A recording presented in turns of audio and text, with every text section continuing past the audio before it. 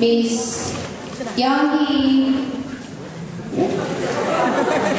Anyway, our wonderful Prime Minister. The motion is, this House believes that first-generation immigrants should have the right to vote in the countries of their origin.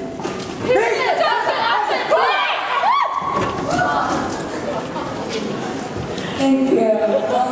I'm Hayward from Korea University. This is my third Yao. This is actually the first time I've ever broken in Yao, so it's a great honor for me.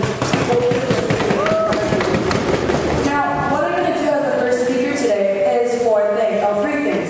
First, define the motion. Second, explain to you our rationale behind the motion. And thirdly, present to you our arguments. But first, on the motion. We define this House as the Republic of Korea. We define first generation as those citizens who had voting rights previously in Korea, immigrants as in those who achieved citizenship in a foreign country, and right to vote as in maintaining their voting rights as was before. So moving on to why we specified this debate into the Republic of Korea. Now first, why Korea? Meaning, the reason we set this debate to Korea was the only country in which we could explain to you the immigration and voting system. We believe that defining this is crucial in this debate because it is a very unique debate on changing the status quo. So why Korea? In the case of Korea, when you move or immigrate into another country and obtain that citizenship, you automatically have to forfeit Korean citizenship. In other words, dual citizenship is not allowed in the case of Korea, and hence your voting rights are taken away once you have achieved the citizenship of another country. And we believe that is a problem in the status quo that both parties should address today to you in front of the audience. Now second, why is first generation immigrants limited or rather defined as those who have voting rights, or in other words, was the age of 19 before they left the country for a foreign country? Because Mr. Speaker or Madam Speaker and the House, it is at that period of age where you're able to move to another country independently. In other words, when your father and mother and yourself move to the US or UK, your mother and father are the first generation, and you yourself are actually 1.5 generation. And we believe we're dealing with the first generation as the motion calls for. So having that done, allow me to introduce our own arguments. I, as the first speaker, will provide you with two clear arguments about number one, why the right to vote is given to a single individual or to a certain individual, and secondly, why the status quo is unfair, discriminating a certain group that should be given the right, and thirdly, our junior second speaker will provide to you the benefits of what this change in policy will bring to the Korean society and to the world as a whole. So now, well, to the Korean society and everybody. So now first, the right to vote. Now, who is given the right to vote? Now, under just legal terms, it is those who have citizenship of that country. But that citizenship is defined through many things. And what we like to point out is attachment. The right to vote is given to those who are concerned about Korea, who are attached to Korea, who have roots in Korea, and most importantly, who give back to Korea through the system of taxes, through the system of abiding by the law, and so forth. This right to vote, in other words, is given to those who contribute back to the society, and hence, as democratic citizens, they are given the right to vote. Yes, Sponge? Why should you give the right to vote? Why should you give the right to vote to someone that consciously left the country and is not a staple of that community? As we will elaborate in our further arguments, we do believe that although their current citizenship is not of South Korea, is not of this country, there's clearly more concerns, more reasons at hand why they should be granted this right, and that is about attachment and roots and about the concern for the country. Now, about giving back to the society, giving back to the Republic of Korea. Now, this is where we lead on to our second argument about why the status quo is so unfair. Now, in the 21st century, Mr. Speaker, it's very easy for an individual to leave a country and reside in another country for education purposes, for work purposes, and for leisure activities, perhaps. But the very fact is in the status quo, there is no clear distinction between those with Korean citizenship living in Japan, China, US, or so forth, and those who have achieved the citizenship of China, Korea, China, and US, and so forth. In other words, both parties, those with Korean citizenship living abroad and those who have achieved citizenship of that country, don't really pay taxes back to the Korean government, don't necessarily contribute back to the government, and don't necessarily constitute an actual or a factual part of the Republic of Korea because they live abroad. But the very fact is, those who live abroad without are still given their rights. So even if I am Korean living in the US and there's Korean presidential elections, I am still given my right to vote through, I think it was a mailing system, where I am allowed to express my opinion to the Korean government, to the Republic of Korea, through my right of vote. But the very fact is I don't pay taxes to the Republic of Korea. I don't necessarily live in Korea. Nevertheless, I'm given this right because I have concern, because I have attachment, and I have root to this country. However, those who have obtained citizenship have, especially regarding first generation, Mr. Speaker, those who are educated, those who actually were raised in the Republic of Korea, are denied this right by the simple fact that they do not have the Korean citizenship, regardless of the fact that they too are attached to the country and are still have their roots in South Korea. Now, our second speaker will indeed further elaborate about how this will lead to the prosperity of Korea, but what we would like to contextualize in this debate, Mr. Speaker, is that the simple fact is, regarding the first generations, in other words, under our definition, those who are actually 19 when they achieve 19 or over when they obtain foreign citizenship have their roots in Korea, whether through educational ties, whether through just sentiment, or whether through other economic and political means. In other words, while they were in Korea, they actually contributed to the Republic of Korea economically and politically and sentimentally as well. Now, what we want to clarify to you in this debate is the proposition is not presenting a case by saying, we're Korean, just let them vote. We're Korean, just regardless of anything, just let them vote. But we're talking about a specific group that's been denied of their rights without any clear or valid reason. We're talking about the first generation who are educated and raised in the Republic of Korea with attachments and roots and with absolute concern for the country, who are simply discriminated for the fact that they have moved to another country, when indeed they do give back to the country through economic and political means.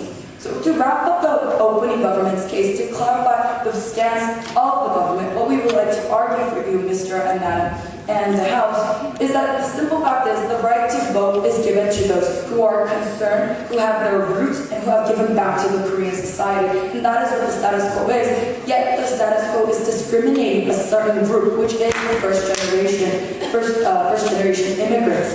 So that is why we believe we see a problem with the status quo, and that is why we're trying to fix the status quo. For those very reasons, we're very proud to propose this motion.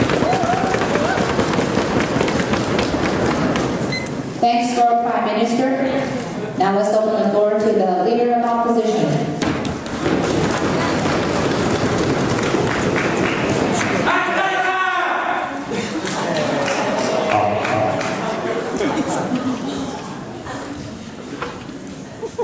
Thank you, Madam Speaker. We think the right to vote is an integral right and a benefit that we give to people in a community. We think when people leave our community on an intentional basis, we think they shouldn't have that right anymore. And that's the clear stance that you're going to have from voting opposition in this debate. We're going to show you that first generation immigrants should not have this right in their country of origin for 4 reasons. Firstly, I'm going to talk about how they made an explicit decision and a consent to leave that community. Secondly, I'm going to talk about the effects that this policy has on the institution of elections and the implications on democracy. Thirdly, we're just going to talk about the domestic backlashes that you have under their model. And lastly, how you prevent any potential of integration from materializing in the new societies. But before we go on to those issues, I'm going to have a look at 3 issues. Firstly, the setup of the debate. Secondly, the right to vote. And thirdly, the status quo. Firstly, we think, although we do appreciate the level of explanation given by our Prime Minister, we don't think they have a justified rationale of place-setting this debate into the Republic of Korea. We think it's more than legitimate in the context of this tournament that we get to talk about other countries. We want to clear that up. But secondly, on their first argument of the right to vote, because we heard a very shallow analysis, because they said the right to vote is inherent in anyone who has citizenship, and you demonstrate this by having attachment and contributing back to your society. Firstly, we think there is a very, very weak link between you contributing back to society, you sending back money to your families, and suddenly being regarded as a citizen in that country. And we think they've never made this distinction clear. But secondly, even if we do take into account this idea of contribution, we don't think this implies that you're a part of the community. And later on in my speech, why being a part of that community is so important. We think contributions and being concerned about your community is something very vague and abstract that you can't prove, and therefore you cannot have this as a legitimate standard, and that's our answer to their first argument. But thirdly, a point regarding the status quo, because they told us that there is an unclear distinction. You have people who live abroad, who have citizenship, who don't contribute, but you also have people who don't have citizenship, but contribute. If the distinction is unclear, make it clearer, Madam Speaker. We think the distinction is already clear in the status quo. Immigration is a legal decision that you can explicitly make, and we think this is far from being a major problem that we have in the status quo. So going on to my positive material, our first argument of how they made an explicit decision and consent. We think the first generation immigrants have made an explicit decision, and that decision is to leave their community and leave their country of origin. In many cases, they have their own reasons for economic purposes, for a hope of a better life, but although they have reasons, it ultimately comes down to the fact that they have made that decision to willingly leave that country. We think this is very important for two reasons. Firstly, regarding the right to vote. We think the right to vote should be given to people who are a part of that community. And we use this standard as the foremost important standard, Madam Speaker, because the ones living in that community are the ones that get affected by the policies that they vote for, that get affected by the candidates that they vote for. So we think in order to stay in that community, the fact that you have a voice to express is a very essential thing that you must have. But secondly, why should we deprive this right with regards to first-generation immigrants? Because they're no longer a part of that society, Madam Speaker, and they no longer function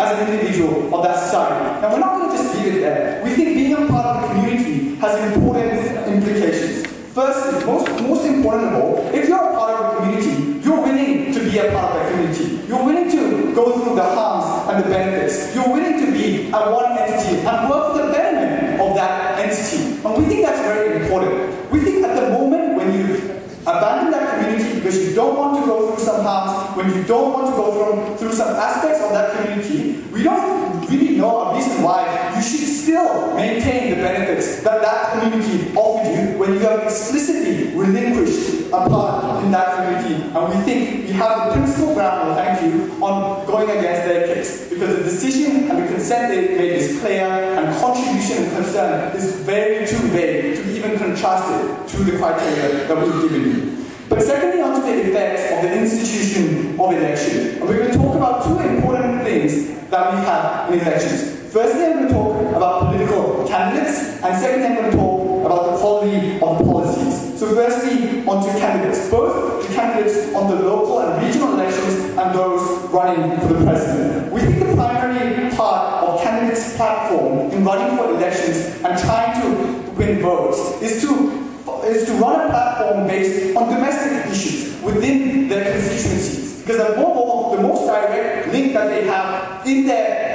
election is to earn the votes of their local constituents. We think if first-generation immigrants become a part of the picture, just wait a minute, and they can vote overseas, candidates also have to take into account the concerns of those immigrants in a foreign country, in addition to the local constituents that you have. And we think this is fundamentally unfair for two reasons. But before I go on, what's your point? Sir, the status quo is those who explicitly left the country for study reasons or for working reasons are still granted the right as long as they're Exactly. Under our policy, those people would not get the right to vote, and we would make the distinction clear. We don't really see what's the problem with regards to their standard, and we think our criteria is far better. And we think it's unfair for you to give another burden to the candidates because they do not have ready contact and access with the part of the constituencies that are in foreign nations, and therefore they find it harder to coordinate any sort of contact between themselves and their constituents. But finally, going on to the qualities of the policies, because under their model, we think the quality of the policies is going to be shifted and furthermore deteriorated. As I told you, ladies and gentlemen, the status quo, the policies are geared towards domestic constituents. Under the change that they want you to believe in, you have to respond to a whole new group of people and a whole new area of people. Consider how many Chinese people, for instance, immigrate to other parts of the world. In China, all of these groups need to be considered as a part of your policies. I think this is fundamentally detrimental because then the domestic policies don't get enough attention. The domestic constituents do not have as much voice as they would normally have if this policy were not passed. But most importantly, we think the electoral ground is blurred under their policy, and you have a very vague and abstract sense of who really gets the right to vote. We think on all of these grounds, we've established the principle of this debate and shown you that this is harmful for the democracy as a whole. It's on these grounds on which we beg you to oppose. Thank you.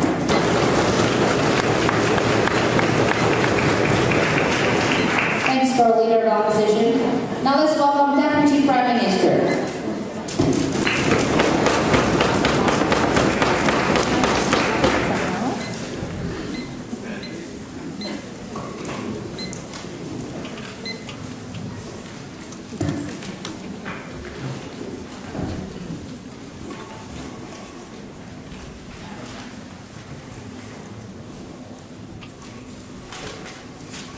Thank you, Madam Chair and members of the House.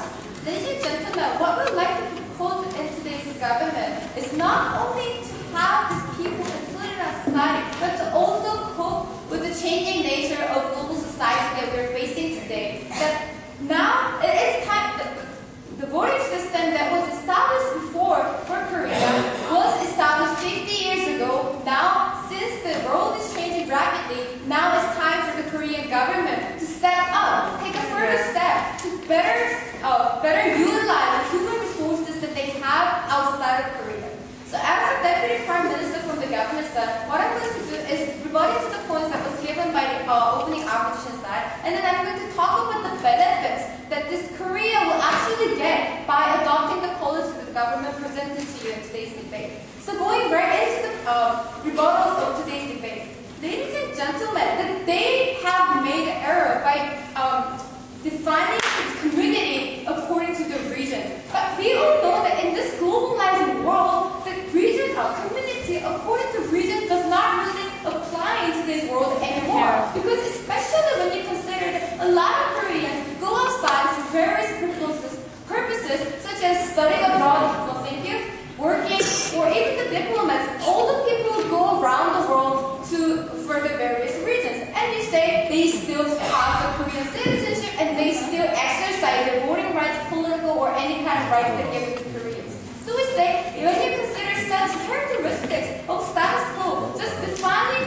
the community as according to the region is a very narrow view that will actually cause more harm to Korea instead of creating benefits. And furthermore, what we say in today's debate is that the opposition leader have actually said that we're going to take away voting rights of this Korean citizens who reside outside of Korea. What we're saying is no thank you. That it was first they were not. It wasn't their case from the beginning, but it was changed when we gave a POI. And no thank you according, especially regarding the domestic politics, we say it's not. We don't expect everyone to vote because that's the truth. Everyone doesn't vote, even the Korean citizens who reside outside of Korea. But we actually focus more on the implications that this policy will send to the first generation immigrants outside of Korea because this will lead to more benefits and further elaborate. So we say that especially considering how this will affect domestic policies of politicians, it's not really going to affect it anyway because it's not that significant amount of the Koreans. So moving on to my constructive case, thank you, of today's debate. I have two benefits for you. But before I move on to the benefits, let me first contextualize my benefit. Mr. Speaker, ladies and gentlemen, we believe that when that right is given, it also comes with a responsibility. And we say, even if the government does not explicitly impose a responsibility upon them, but we say it's sending a message that your country still cares about you and actually appreciates you caring about your country. So we say this can actually increase the attachment that the immigrants have toward the home country. So we say, by doing so, this leads to two benefits. The first benefit that we see that they will be more willing to promote Korea outside of Korea. We say that in the globalizing world, that not only political interests or economic interests is important, but also the soft power, the cultural power that we have outside of our country is very important. So by actually giving them right to vote, thank you, this also increases the sense of responsibility that they towards Korea, especially when you consider that these people are first generation of immigrants. Yes. Can you give a clear linkage of how giving the right will actually lead to this their promotion and promotion and patriotism of Korea? I'm not saying they will have more patriotism, but by giving the right, sending a message that you are somehow given this responsibility to promote Korea outside of Korea, because you have a right in Korea to establish such political institutions in Korea. Therefore, you also have the right to promote Korea outside of Korea. It may not be the visible, tangible benefit, but it also is still increased soft power. But the more importantly, the second benefit I'm going to present to you is the uniqueness of first generation, that they have cultural heritage of Korea, that they are the only ones who can pass down such an inheritance and cultural heritage to their next generation, Mr. Speaker, ladies and gentlemen. The problem that we see with the Korean community outside of Korea is that they are losing their identity. Although they have Koreatown or Chinatown, they still struggle in finding their identity. But what we say is that by actually giving such kind of responsibility and making more fondness for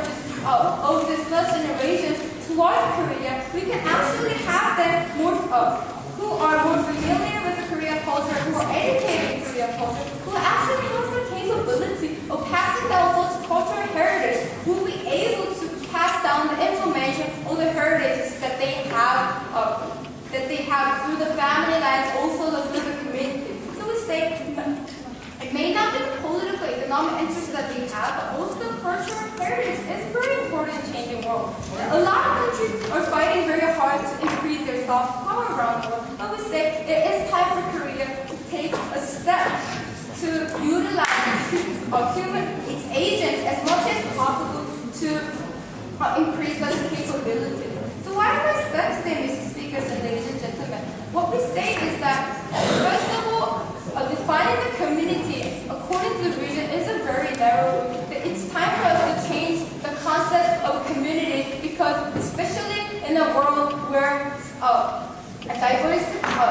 diversity is going around, where a lot of identities as a citizen of some country or a person is threatened. So we say that it's time for Korean community to step in. But now furthermore, ladies and gentlemen, what we say that not only by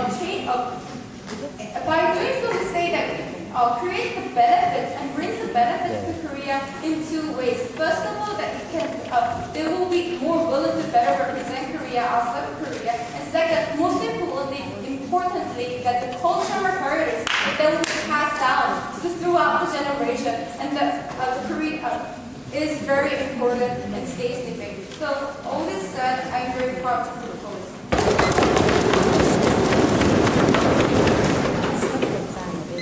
Thanks, World Deputy Prime Minister. Deputy Leader of Opposition, floor is yours.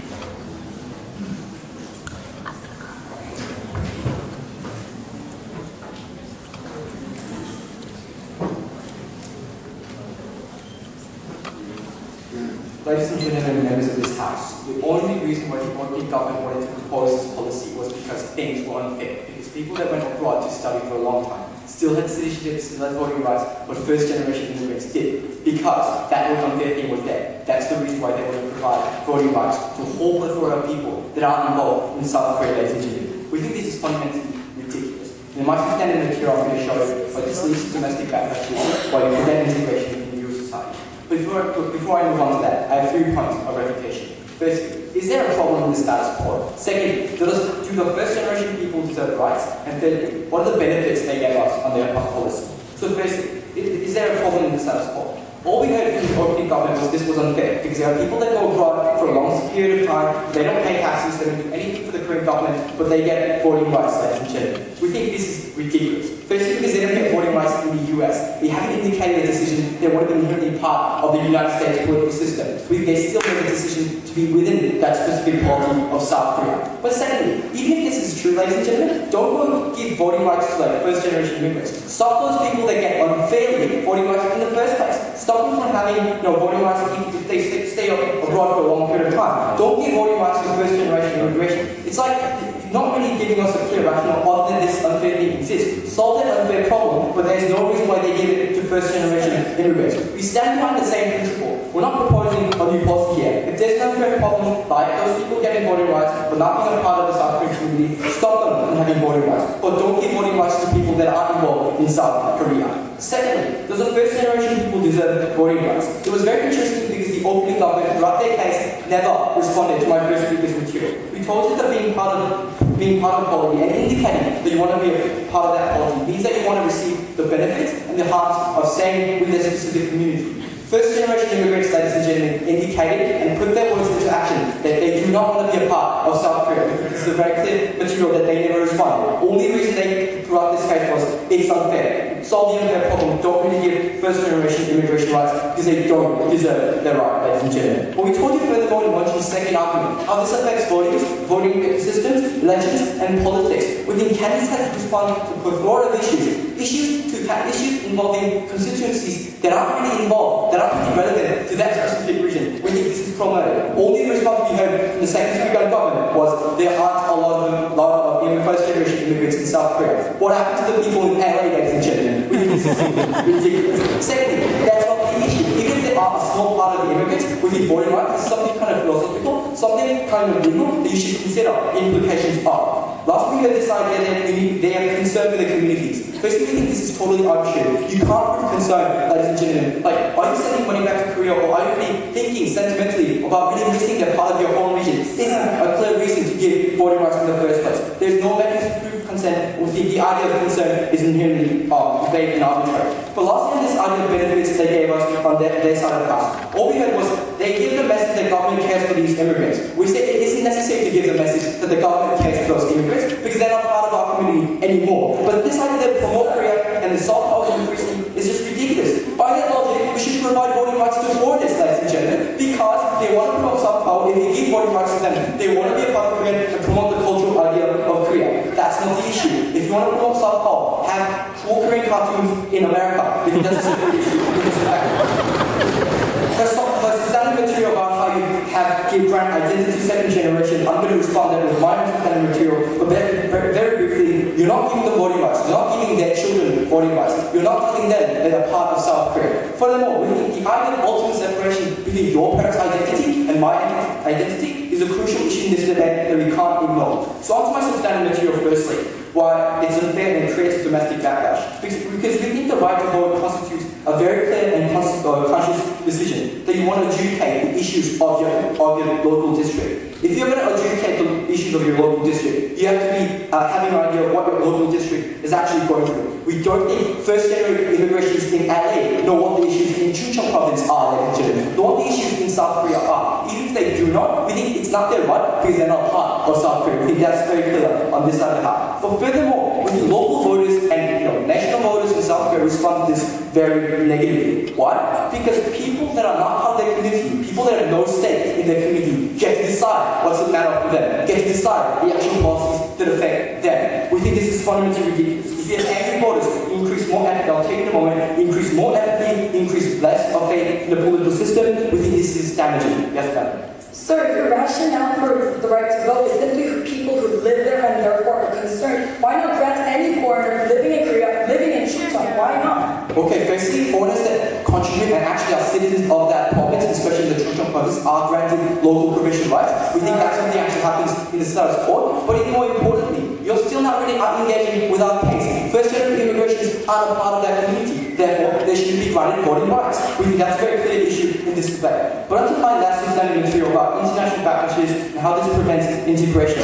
Because we think the great cultural divides in the multi-ethnic setting, especially in places like LA, they're isolated from the main populace, they're isolated from the main cultural group of America, ladies and gentlemen. Why is integration good? Because if you demonstrate that you want to be a part of that community, that new society, it's good because you get accepted by the new society. If you change your own attitude about how you think about into a new society, we think it's good because it's not like conforming to that new culture, but you surely want to interact and you want to be a part of that new society. We think political participation is a crucial part of this kind of integration because you identify yourself as a decision maker, you identify yourself as an empowered person within the community.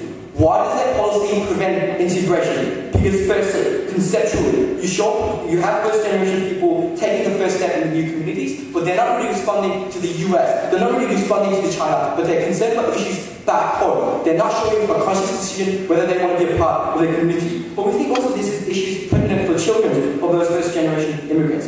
Because now, the people that brought them into the new country in the first place, the people that gave birth to them, people that perceive that the larger part of their family unit is devoted to other countries that is legitimate. It solidifies that cultural context. It solidifies that you are a separate group in the new society in which you live in. We think this is fundamentally damaging because it leads to more ideas like having a cultural group stay in that area. Now, Korean Americans in America, especially first generation immigrants, are not going to be a part of the US because they are making political decisions back home. We think this is very crucial in this debate. Ladies and gentlemen, the only reason why the opening government wanted to propose this policy was because things were unfair. We stand on this side of the house, that's not a reason to grab people that have no stake, no part, and no reason to be part of South Korea. For those reasons, we're happy to oppose this motion.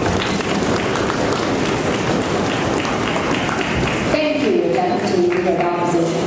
Now let's welcome Member of Government to open the second half of the debate for us.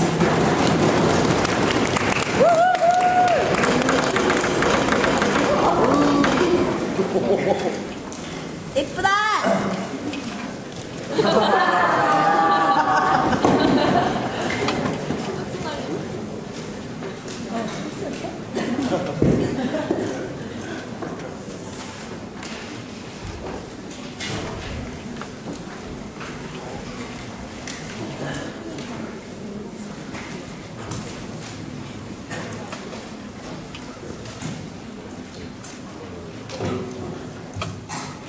Ladies and gentlemen, the opening opposition side of the House talks about how being part of the society is very, very important. But we say that they have never given a standard of what being part of the society is. We say that you have no differentiation between citizens living abroad with the Korean citizenship or first immigration without Korean citizenship. Because virtually, when you talk about contributing to Korean society, they basically do not play almost the same role. So we say that if you're talking about part of being a society, you actually also need to clarify that out too. So going on into the argument about the closing government side of the case, we'll talk about we'll talk about immigration more. We want to talk about why people leave the country, and we also want to talk about why we should specifically listen to these immigrants, and why immigrants are special and why their voice will contribute to our society so much more. But before I go on into those things, let me first rebut to the arguments that were brought by people in the opposition side. First, they argue, it'll be more hard for the candidates because it's, they're very physically far apart. It'll be hard for them to tell them things that they will do. It'll be hard for them to listen to the societies and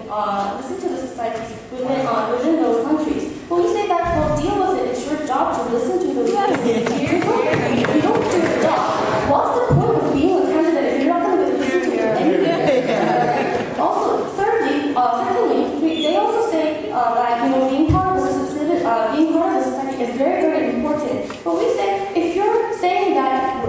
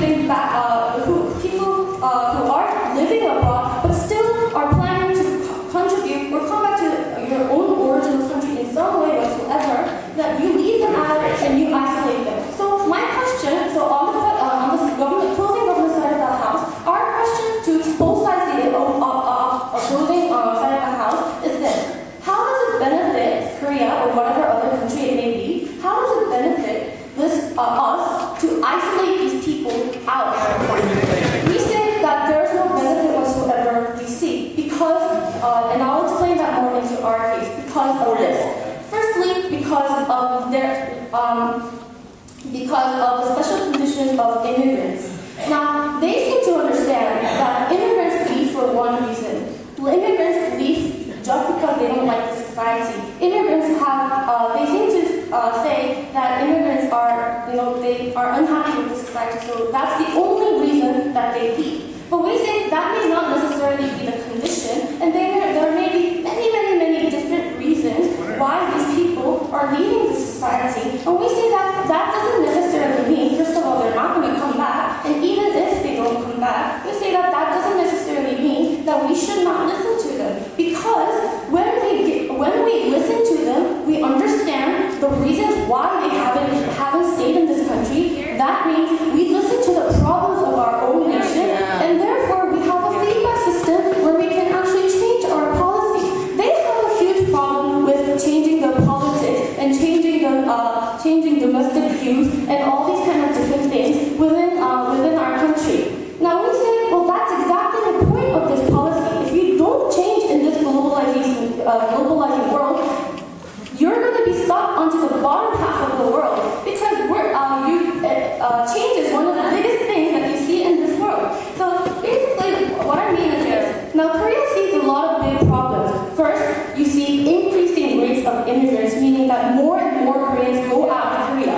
Secondly, you see increasing children not wanting to live in Korea because they feel like their country is not good enough. Well, what we see is that in order to understand the issues of Korea, it's not enough just listening to the domestic policies, domestic people, domestic voices of this country, but actually listening more to the people who live also in different societies but know Korea at the same time. We think these immigrants are very special because, first of all, they know the issues going on in Korea, and on top of that, they know what happens in other states too, and they actually experienced it. We say these are the voices and opinions that no other person can bring to our society, and we say that's why it's very important and crucial, especially when you see so many people wanting to go out of our country. And we say listening to them is very important. Why? Because of policy making also. When we make policies, a lot of our government and a lot of our officials say that, this is the system that, the United States made, therefore it must be good. This is the system that EU made, therefore it must be good. This is the system that developed countries made, therefore it should be good.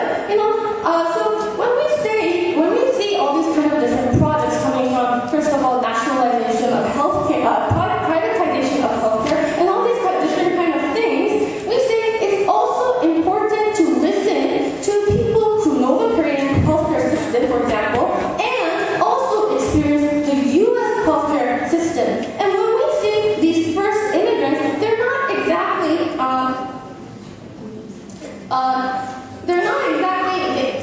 they may not have the exactly same view as the people living in domestic arenas because they have experienced different things, and they may be able to foresee the other things that we have not been able to see. And we say that's a very important part and a very important opinion that we as a government need to listen and need to give our ears to. So what has the closing half of the government side talked about? We say that we're not afraid of changing the domestic political arena. We want it because we see that change is very important in a globalizing world when we see people not wanting to live in Korea. We say it's actually important to listen to these people and change our domestic policy so that they will come back and we will not see second-generation immigrants. Therefore, on this closing government side of the house have argued that it's the opinions that these immigrants carry is very special, and they contribute to the society with something that domestic opinions cannot give. Therefore, on the closing side of the government house, we say that this motion stands. Thank you.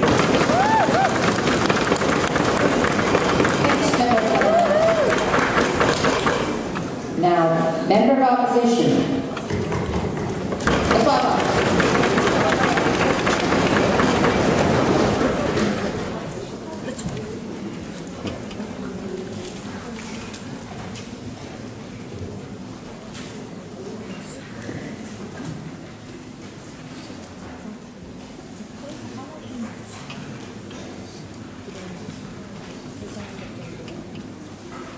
inclusive answer?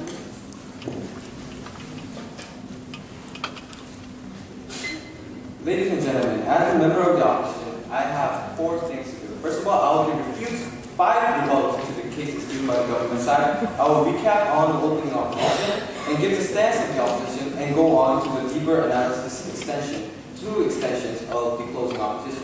Now, first of all, I have 5 refutes to the cases given by the government. First of all, now, what is the 3 pillars of a policy debate? The need, the practicality, and the benefits. The practicalities, alright, this is DP, let's try to not dig with it. Okay, the benefits, there were some sort of benefits that were given, but what was the need? Where was the demand, so grave demand of the immigrants, that we need to change the policy, change such a deep policy, a great policy for giving right to vote, so that there is such demand. We didn't see the need in the first place. And they don't, because they in the first place, choose to drop their rights. Therefore, they don't come back to demand for it. And also, the second rebuttal, they have said that people who don't pay taxes but have worked for a long time abroad, but they still have rights, but however, these immigrants don't, and so it is unfair. But however, these are people who have working visas, and working visas are not permanent. At some point, they have to come back. There's a certain period of time for these visas for them to pay, for them to work abroad. However, we're talking about people with permanent immigration visas or even citizenship of the nation, meaning that they don't have to come back and they live there permanently, not for a certain period of time, but permanently. And what do you have to say to that? But basically, your opening government said once you explicitly leave the country, they don't have the voting right. Of course, because not only do they leave the country, but then they drop the citizen of the nation, meaning that the government cannot impose any duty on that citizen once they leave, not only leaving, but then dropping that citizenship and gaining that permanent residence of another nation. Now, moving on to the third refute, which is that they said these people will still be concerned of the policies, and this was refused to the cases given by the opening opposition. But however, will they really be interested in the policies and the lawmaking and the legal system of the whole nation, of their nation of origin, when these policies do not affect them? Will they be enticed to look into and look closely and really make the right votes? Will they be enticed? I'd like to question that. And also, they have said that they were increasing immigration. That was given by the closing side. Increasing immigration because they don't want to live in Korea. Young people keep moving on. Yes, exactly. They don't want to live in Korea, and that was a choice in the first place. That is already a contradiction in the case that there are people who want to drop the right to vote and drop the citizenship in the first place. That is their choice, and they don't have to. That's the reason why they do not demand for this, and therefore there is no need for us to give the right to vote to the first generation of immigrants. And also, the fifth review. So, they said that we should listen. The main argument of the closing, first speaker of the closing side was that we should listen. So that we can make the law much better. However, yes, we can. This is not mutually exclusive. Why do we need to give the vote? Let's just listen, but not give votes, because the reasons come in my questions and speeches. Now, okay, going on to the staff recap of the opening opposition. They said that the immigrants choose in the first place, so they don't have the legality to vote, because they won't be conscious of the policy making in the country of the nation. And that was the opening side of the opposition. Now, before I go, first of all, the stance of the opposition side is that, okay, it is a classic stance, which is that there are more harms than good. And before I go on to the extension, my first extension is duty of citizens. The second extension is social harm. And before I go on to this extension, let's just give, I'll try to give a little small story of which is my personal experience. First of all, I am a Japanese Korean, and that's me, alright? I have served in the army, also abided by the law, well, so far. And also, but however, I was refused of Korean passport before I came here. So I was detained. But the reason why, and they also requested to void my Korean social ID. And because I had dual citizen, Japanese, Korean at the same time. And that's the case here. So what I did was I converted. I voided my Japanese citizen. The reason why? Because I understood the Korean government's demand. Because they cannot force me for taxes, nor am I obliged to pay taxes or for other duties that I have to do as a Korean citizen for me to gain the right to vote. And I understood that. So therefore I dropped in order for me to stand as a Korean citizen and have the right to vote. That's what I chose. Because I knew that people are given rights when they fulfill their duty. And if they can, in the future, not obligate and impose this duty on me, I know that I do not have those rights. Alright, so that directly leads to my first extension. of citizenship. Now let's go to the first grade elementary social studies class. Alright, where does rights and votes of other rights come from? They come from the citizens.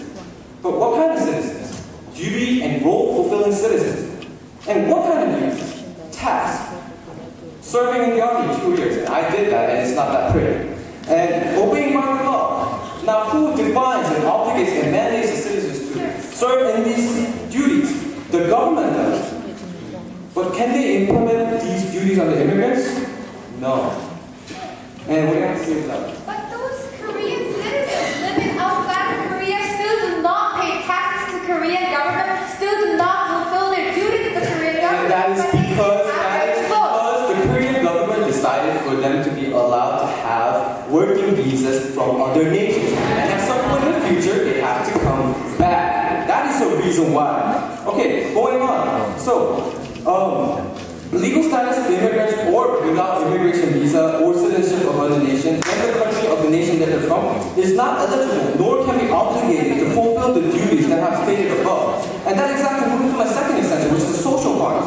Now, people are confused. Citizens are confused when some parties receive special treatment. And what kind of special treatment? When first generations get right to vote without the justification, which is fulfilling the duties, like serving in the army like 2 years, or paying taxes. The people that have other justification, these are the citizens of Korea, and they will not be happy because as much as I am not happy with the motion here today.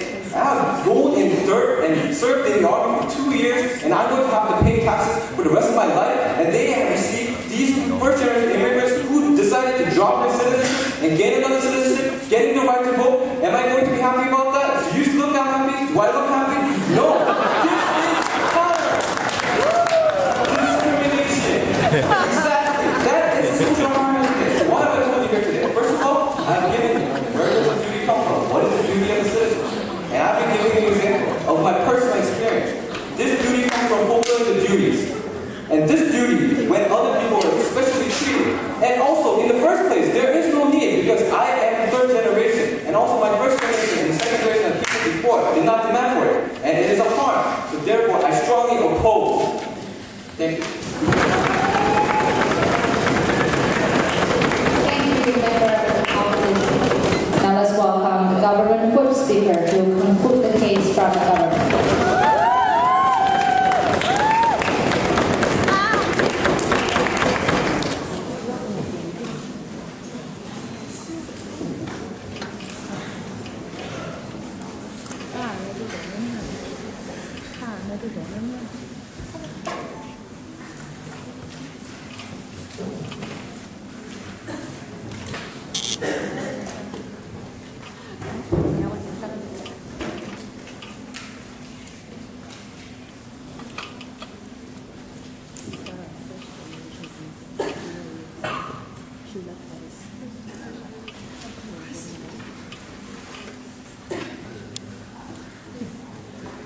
Thank you, Mr. Speaker.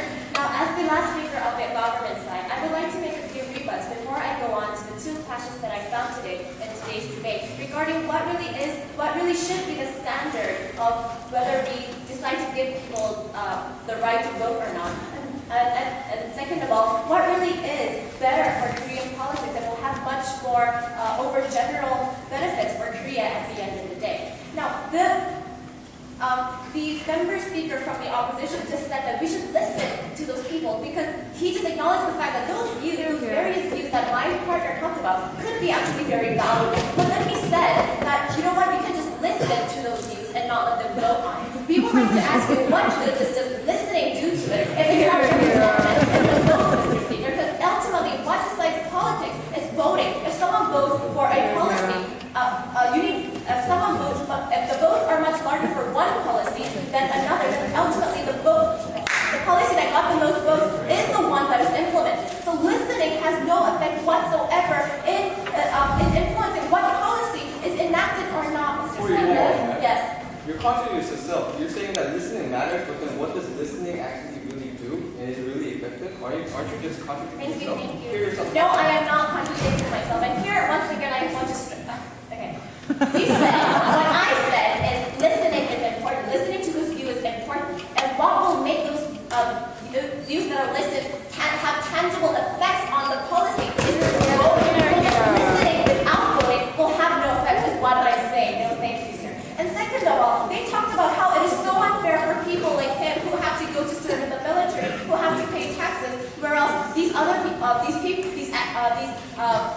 people without those people will not, while those people will not have to pay those duties, but will be given the right to vote. But Mr. Speaker, we would like to say that at the end of the day, even though they may not have, they may not serve in the military, or they may not serve, they may not pay taxes, that is actually not really different from what the citizens themselves are doing when they do obtain working visas and they live abroad. And second of all, I would also like to say that, okay, if you're unhappy with the government's policies with mandatory military and so on, maybe listening to the views of those who are non-citizens of Korea, maybe those people who choose to leave Korea, maybe listening to the views and having them vote with the people who chose to leave Korea because they do not want to work in the army, maybe that will have a change in the policy that you are so unhappy with about today. Now, I would like to finally, thank you, sir, and I would like to finally move on to the two clashes that I found today about the standard. Now, the only standard that the opposition brings about in today's debate is location, Mr. Speaker. And we have told you from all three speakers of the government bench that in this globalized society where people move around freely, where national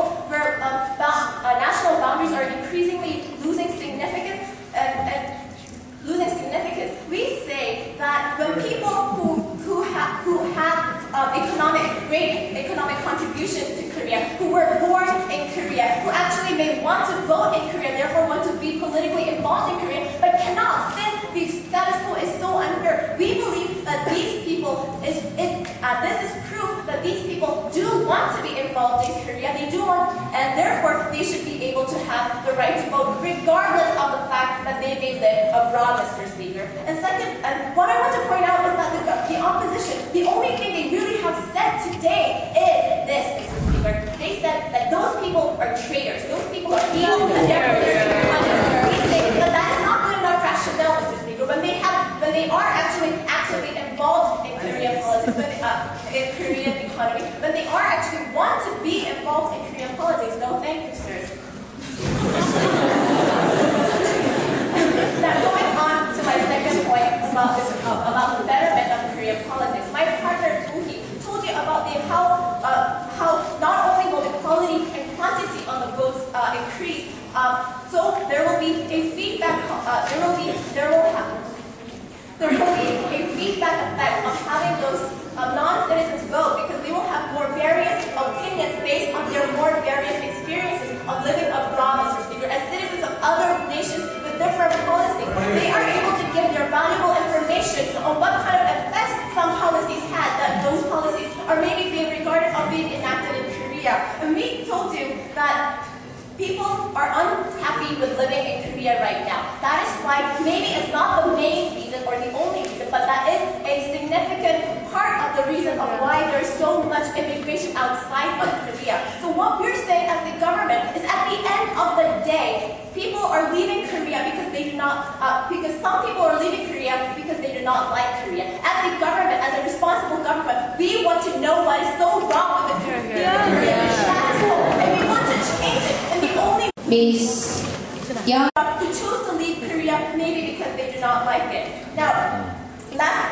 but what have the opposition side what have the opposition side talked about as the harms against the bettering of Korean politics? What have they talked about as the hindrances to this policy will have to Korean politics? They talked about how it makes for more work for candidates, Mr. Speaker, who have to try so hard to reach out to those people living abroad. First of all, that is the status quo, because as both sides acknowledge, these people also have to reach out to the citizens who are living abroad. And second of all, they say that just because you are too lazy to do a little more work, when there's so much technological advances such as TV, internet, and so on that makes it much more easier, that is just a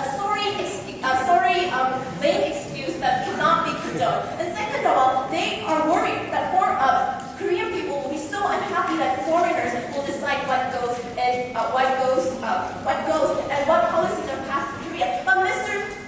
Speaker and Madam Speaker, we believe that this is not true, because ultimately what we're giving to these people is the right to vote. We're not giving the people the right to pass policies, Mr. Speaker. So if Korean people living in Korea are not really happy, or they do not feel that such views are not really if they feel that other views are much more appropriate for Korea, it will not be, those policies will not be passed. But that is not the point here, Mr. Speaker. What we're saying is that the diverse views being heard through voting, diverse views being represented is what is important. So what did the government do today for you, Mr. Speaker? We gave you the very important, we gave you the justification of why these people should have the right to vote. And second of all, we told you about the benefits, about the feedback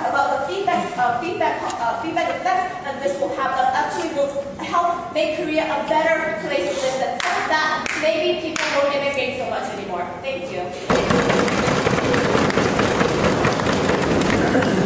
Thank you for Government Group Speaker. Next, the one to speak last in this debate, also in this entire tournament. Let's welcome Opposition Group Speaker.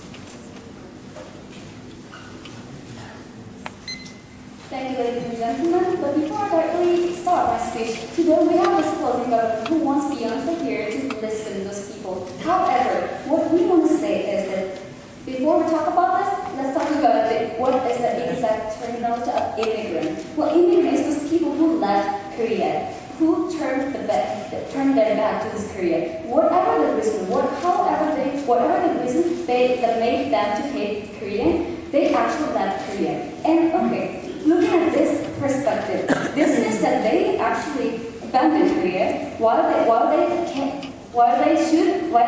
could choose to stay in Korea and actually fight to change what is problematic in Korea. Other people, even if they actually see the problem is Korea, they decide to stay and they want to work for it. They want to change. This is what they did. However, those immigrants, they actually went out and they actually abandoned their citizenship to be Korean and the nationality itself because they didn't like it. So, from this perspective, we actually don't see these people actually willing to change those problems and even if they do, why can't we just have other methodology to listen and get the feedback from them? And then the government should have actually given a clear reason why it should have the right to vote, rather than other rights. Yes, ma'am. Firstly, because if you don't give them the right to vote, politicians will not listen anyway. Secondly, answer this. How does it benefit us to isolate them anyway? Okay, that is the question that I really wanted to answer. Today's episode, to answer that question, let me just move on to my speech, which will be in the first of all about the rule for agreement of today's debate, and second about the clash and the argumentation of given by the both sides. But okay, so about the rule for agreement, the way you just asked me to answer, what is the benefit of isolating them? However, ladies and gentlemen, the opponents just kept mentioning that there is no problem, no negativity in this situation. That is the reason why we don't want to implement this motion, because we don't see any benefit. we don't see benefit from this motion, but more harm. We actually see the harm will outweigh the benefit they mentioned. So about talking about the rule fulfillment, today's government should have proved what is the exact need and problem of today's motion. And second, they actually should give the standard, justify the standard to give the right to vote other than anything. And third, they actually should have proved and give the benefit of this motion by implementing this motion. So let's see whether they did a good job or not. First of all, they did prove what is the problem. The only harm they mentioned was unfair. And the first speaker of the government that came out, this is unfair not to give right to vote to the immigrants who actually abandoned the citizenship. Well, when you give right to vote, please sit down. When you get the right to vote, they actually are the people who have citizenship. So we think this is the qualification for giving the right to vote. So we don't see there's any problem. This is a legitimate reason why we don't give, first of all, the right to vote to the immigrants. So we don't think it's not the burden of the opposition to actually give the benefit of isolating them. Actually, it was the government setup who actually should argue what is the harm for not giving the right to vote to this immigrant. So to move on to the second point, was the right to vote to immigrants. But they actually gave two justifiable standards. Well, they actually mentioned that, okay, they are the root of South Korea, and they actually contributed a lot. However, can we actually give right to vote according to these two elements, two standards? We don't think so. They should have actually argued why they are so qualified with these two reasons. First, the root, well, only because of the reason that we were Korean before, but after you abandon it, only because of the reason that you were once in your life before you abandon it, cannot be the reason to give the right to vote again to them, only because of they just want it. And second, contribution. It cannot be the reason again. Look at the example of Logan. Logan is not Korean, but he actually contributed a lot to Korean society. No, we don't use it. That is not legitimate as well. And